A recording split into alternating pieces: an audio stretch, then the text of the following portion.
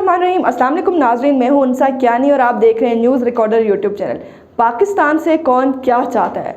नाज़रीन, 2003 के बाद जब अफ़गानिस्तान से मुतालिक एक और तरह की गेम शुरू हुई तो हम जैसे तालिब इल्म जो असलन मुतासिर भी थे रियासत पाकिस्तान की इस पॉलिसी पर तनकीद करते और इसकी कीमत अता करते रहे। अर्ज़ करता रहा कि दो अमली दुरुस्त नहीं, इसका नतीजा बुरा निकलता है, इसलिए या तो हमें अमेरिका और आलमी बरादरी का साथ देना चाहिए या फिर तालिबान का।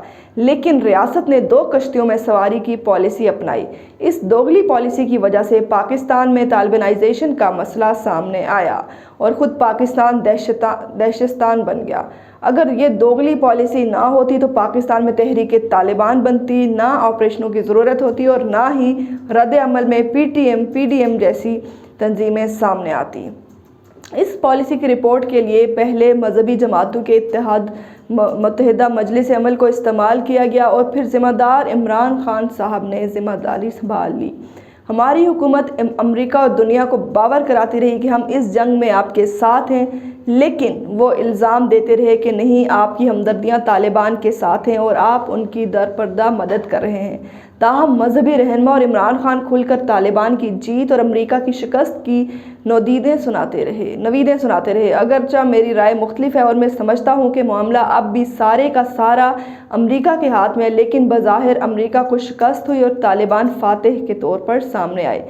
नाज़रीन, इसलिए पाकिस्तान के मजहबी हलकों और दिफाई तज्जिया निगारों की सफ़ों में जश्न की सी कैफियत है, लेकिन दूसरी तरफ हुकूमती और रियासत को चलाने वाले हलकों की सफ़ों में उल्टा खलबली मची हुई है। होना तो ये चाहिए था कि इमरान खान की क़यादत में हुकूमत पाकिस्तान जश्न फ़तह मनाती, क्योंकि उन्हें इसरार है कि अफ़गानिस्तान और तालिबान से मुताल्लिक़ इनकी सोच दुरुस्त थी। लेकिन जब इनको एक अहम जगह पर इस हवाले से एक अहम ब्रीफिंग दे दी गई और इन ख़तरात से आगाह किया गया जिनका इस वक्त पाकिस्तान को सामना है, तो वो शदद रह गए।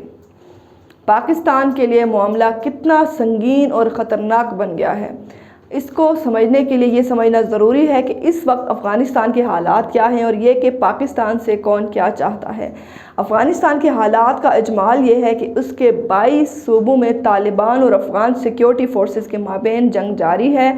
काबुल में खौफ व हरास फैला है और कोई दिन वहाँ धमाकों के बगैर नहीं गुजरता। अहले दानिश और अहले सरमाया वहाँ से बैरून मुल्क मुंतकिल होने लगे हैं। काबुल हुकूमत और शहरियों में पाकिस्तान के ख़िलाफ़ नफ़रत उरूज पर है और वो इल्ज़ाम लगाते हैं कि तालिबान का दोबारा उरूज पाकिस्तान की वजह से हुआ है।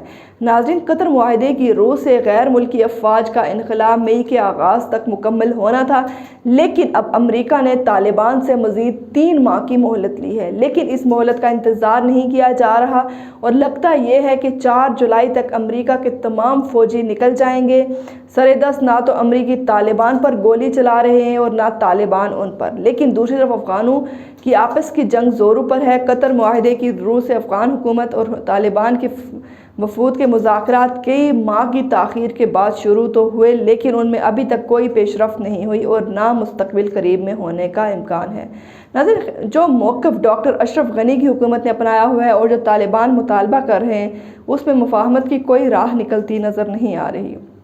नाज़रीन, तालिबान को कोई जल्दी नहीं और उनके जहन में ये ख्याल है कि वक्त गुजरने के साथ साथ काबुल खुद उनकी जोली में आ गिरेगा और वह तन्हा माजी की तरह वहाँ हुकूमत बना लेंगे।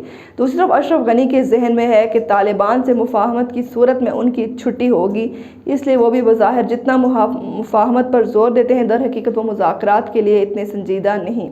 गुज़श्ता 6-7 माह के दौरान पाकिस्तान ने तालिबान की क़यादत को समझाने के लिए उन पर असर रखने वाले उलमाए कराम को भी उनके साथ बिठाया, लेकिन वो जंग बंदी पर तैयार हैं और नाम मुतालबात तस्लीम करने पर आमादा हैं जो अफ़गान हुकूमत या अमेरिका पाकिस्तान के ज़रिए इनसे कर रहे हैं।